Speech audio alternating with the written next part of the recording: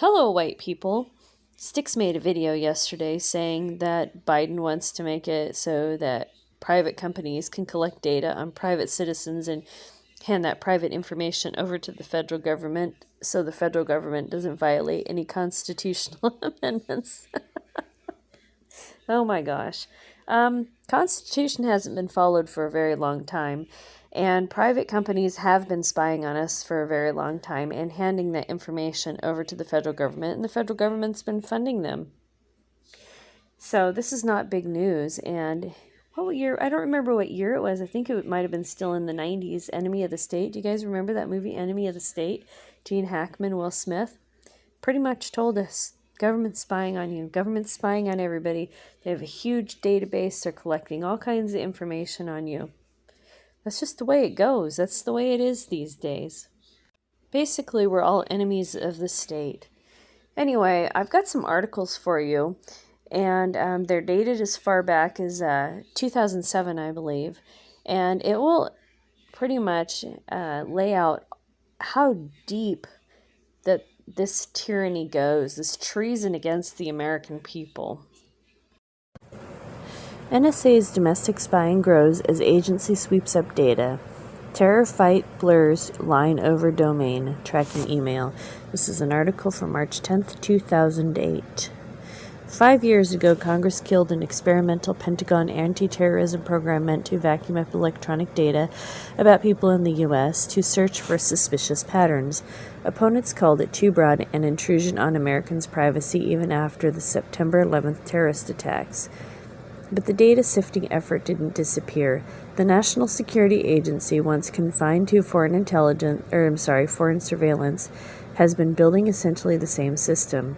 The central role the NSA has come to occupy in domestic intelligence gathering has never been publicly disclosed, but an inquiry reveals that its efforts have evolved to reach more broadly into data about people's communications, travel, and finances in the U.S. than the domestic surveillance programs brought to light since the 2001 terrorist attacks.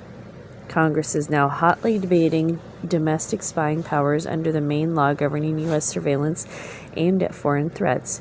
An expansion of those powers expired last month and awaits renewal, which could be voted on in the House of Representatives this week. The biggest point of contention over the law, the Foreign Intelligence Surveillance Act, or FISA, is whether telecommunications and other companies should be made immune from a liability for assisting government surveillance. Largely missing from the public discussion is the role of the highly secretive NSA in analyzing that data, collected through little-known arrangements that can blur the lines between domestic and foreign intelligence gathering. Supporters say the NSA is serving as a key bulwark against foreign terrorists and that it would be reckless to constrain the agency's mission. The NSA says it is scrupulously following all applicable laws and that it keeps Congress fully informed of its activities. According to current and former intelligence officials, the spy agency now monitors huge volumes of records of domestic emails and internet searches, as well as bank transfers, credit card transactions, travel, and telephone records. The NSA receives this so-called transactional data from other agencies or private companies, and its sophisticated software programs analyze the various transactions for suspicious patterns. Then they spit out leads to be explored by counterterrorism programs across the U.S. government, such as the NSA's own terrorist surveillance program, formed to intercept phone calls and emails between the U.S. and overseas without a judge's approval when a link to al-Qaeda is suspected. The NSA's enterprise involves a cluster of powerful intelligence gathering programs, all of which sparked civil liberties complaints when they came to light. They include a Federal Bureau of Investigation program to track telecommunications data, once known as Carnivore, now called the Digital Collection System, and a U.S. arrangement with the world's main international banking clearinghouse to track money movements. The effort also ties into data from an ad hoc collection of so-called black programs, whose existence is undisclosed. The current and former officials say many of the programs in various agencies began years before the 9/11 attacks, but have since been given greater reach. Among them, current and former intelligence officials say, is a long-standing Treasury Department program to collect individual financial data, including wire transfers and credit card transactions. It isn't clear how many of the different kinds of data are combined and analyzed together in one database by the NSA. An intelligence official said the agency's work links to about a dozen anti-terror programs in all. A number of NSA employees have expressed concerns that the agency may be overstepping its authority by veering into domestic surveillance, and the constitutional question of whether the government can examine such a large array of information without violating an individual's reasonable expectation of privacy has never really been resolved, said Suzanne Spalding, a national security lawyer who has worked for both parties on Capitol Hill. NSA officials say the agency's own investigations remain focused only on foreign threats, but it's increasingly difficult to distinguish between domestic and international communications in a digital era, so they need to sweep up more information. The Fourth Amendment.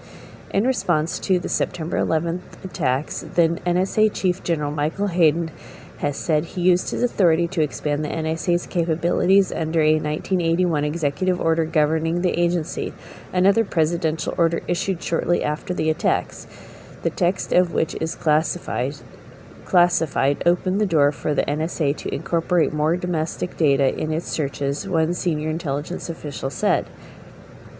The NSA strictly follows laws and regulations designed to preserve every American's privacy rights under the Fourth Amendment to the U.S. Constitution, agency spokeswoman Judith Emmel said in a statement, referring to the protection against unreasonable searches and seizures. The Office of the Director of National Intelligence, which oversees the NSA in conjunction with the Pentagon, added in a statement that intelligence agencies operate within an extensive legal and policy framework and inform Congress of their activities, as required by the law.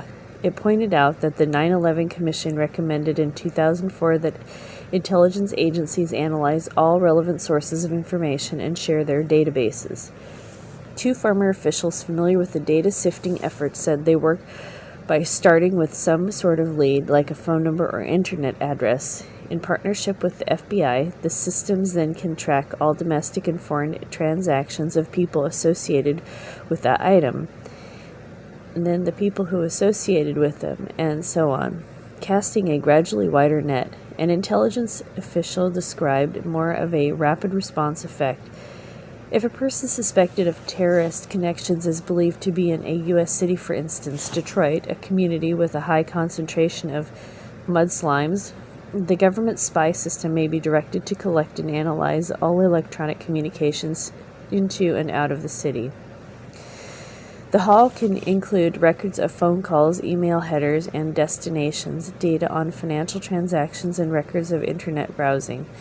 The system also would collect information about other people, including those in the U.S. who communicated with people in Detroit. The information doesn't generally include the contents of conversations or emails, but it can give such transactional information as a cell phone's location, whom a person is calling, and what websites he or she is visiting. For an email, the data haul can include the identities of the sender and recipient and the subject line, but not the content of the message. Intelligence agencies have used administrative subpoenas issued by the FBI, which don't need a judge's signature, to collect and analyze such data, current and former intelligence officials said. If that data provided reasonable suspicion that a person, whether foreign or from the U.S., was linked to al-Qaeda, intelligence officers could eavesdrop under the NSA's terrorist surveillance program. The White House wants to give companies that assist government surveillance immunity from lawsuits alleging an invasion of privacy, but Democrats in Congress have been blocking it. The terrorist surveillance program has spurred 38 lawsuits against companies. Current and former intelligence officials say telecom companies' concern comes chiefly because they are giving the government unlimited access to a copy of the flow of communications through a network of switches at U.S. telecommunications hubs that duplicate all the data running through it. It isn't clear whether the government or telecom companies control the switches, but companies process some of the data for the NSA, the current and former officials say.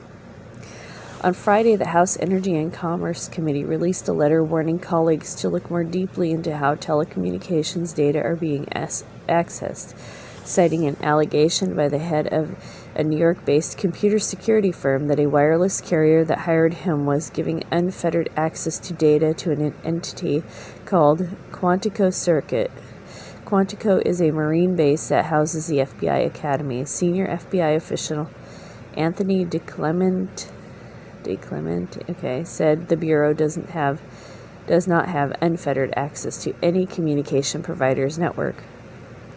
The political debate over the telecom information comes as intelligence agencies seek to change traditional definitions of how to balance privacy rights against investigative needs. Donald Kerr, the Deputy Director of National Intelligence, told a conference of intelligence officials in October that the government needs new rules since many people routinely post details of their lives on social networking sites such as MySpace. He said their identities shouldn't need the same protection as in the past. Instead, only their essential privacy or what they would wish to protect about their lives and affairs should be veiled, he said, without providing examples. Social network analysis. The NSA uses its own high-powered version of social network analysis to search for possible new patterns and links to terrorism. The Pentagon's Experimental Total Information Awareness Program, later renamed Terrorism Information Awareness, was an early research effort on the same concept, designed to bring together and analyze as much and as many varied kinds of data as possible. Congress eliminated funding for the program back in 2003 before it began operating, but it permitted some of the research to continue and TIA technology to be used for foreign surveillance. Some of it was shifted to the NSA, which is also is funded by the Pentagon and put in the so-called black budget, where it would receive less scrutiny and bolster other data sifting efforts, current and former intelligence officials said. When it got taken apart, it didn't get thrown away, says a former top government official familiar with the TIA program.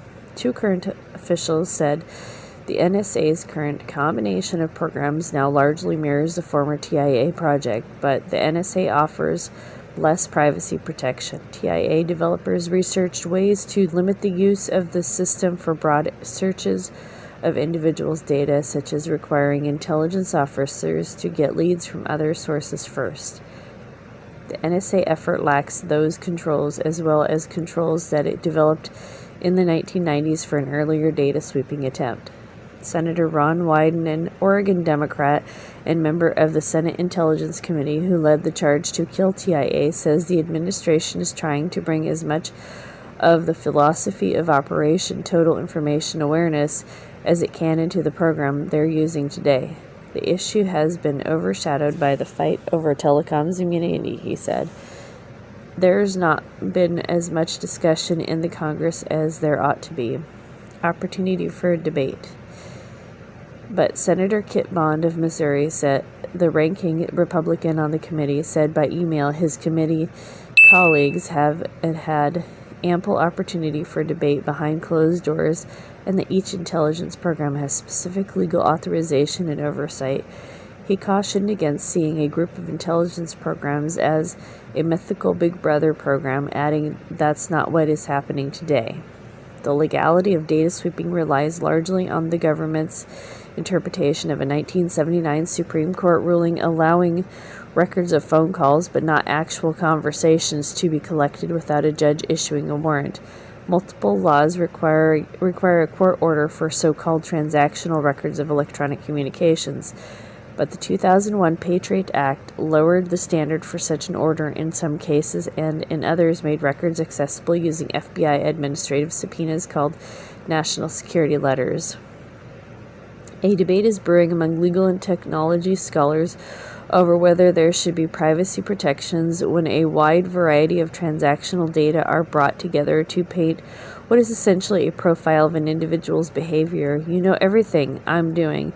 You know what happened, and you haven't listened to any of the contents of the communication, said Susan Landau, a co-author of a book on electronic privacy and a senior engineer at Sun Microsystems Laboratories. Transactional information is remarkably revelatory.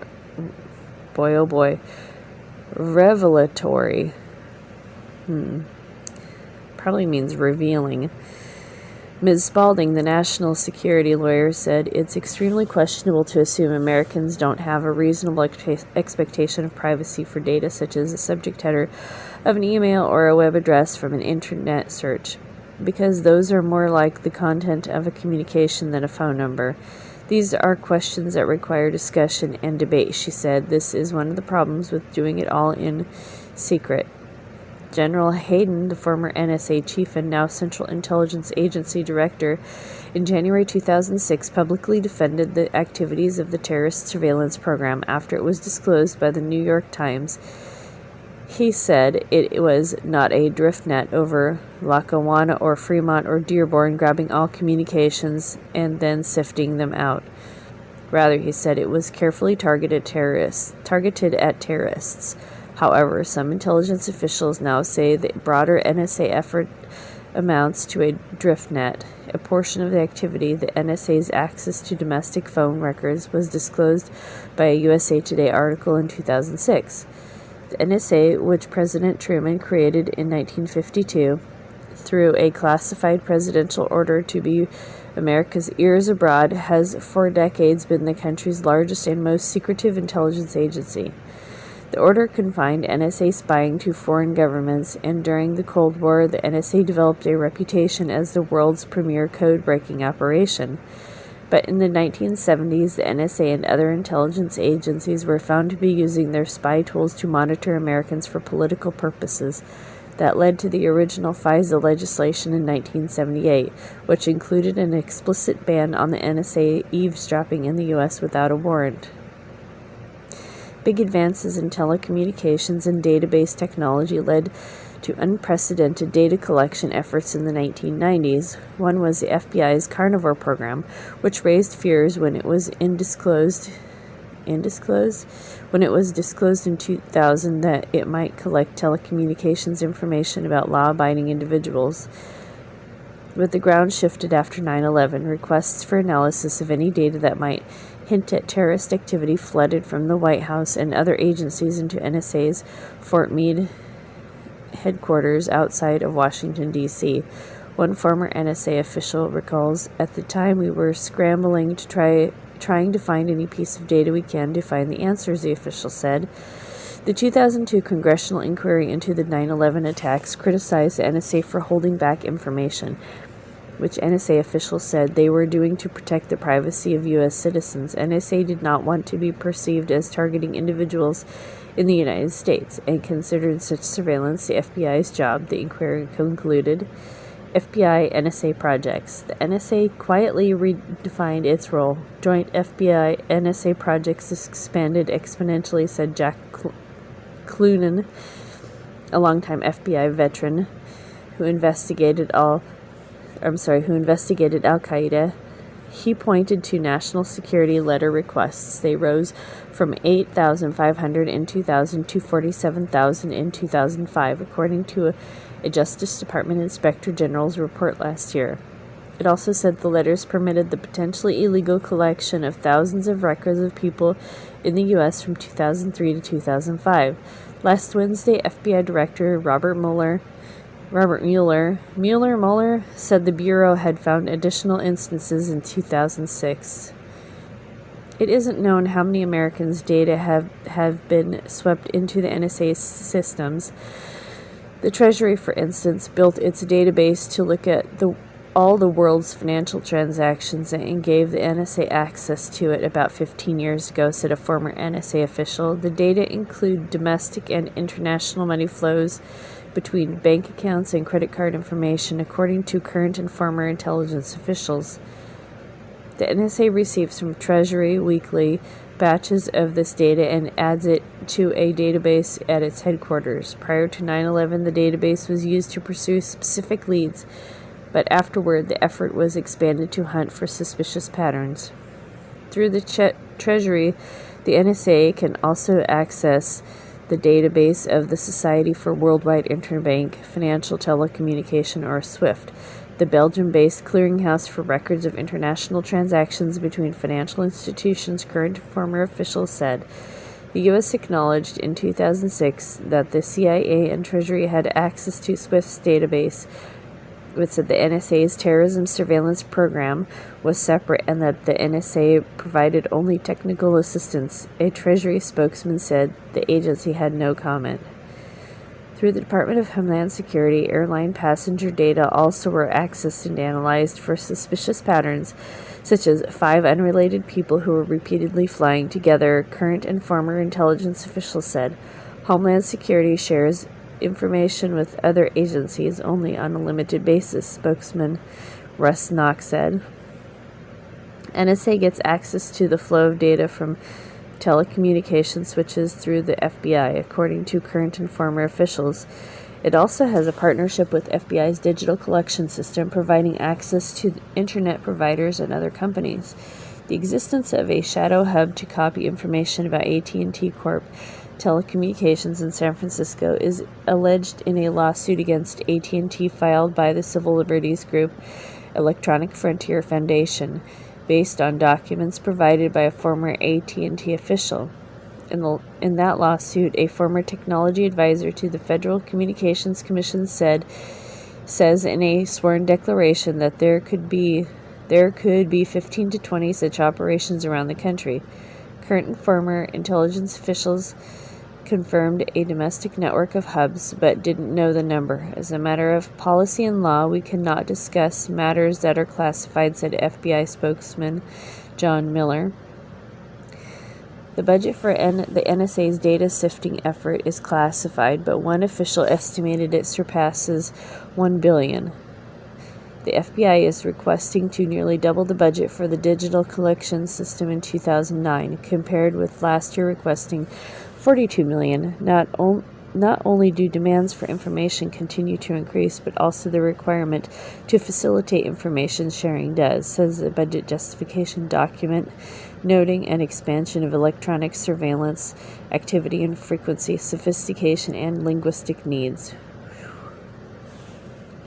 Long article. All right, this is the end of the first article. I hope you guys enjoyed it. Thank you so much for listening. I look forward to your thoughts below.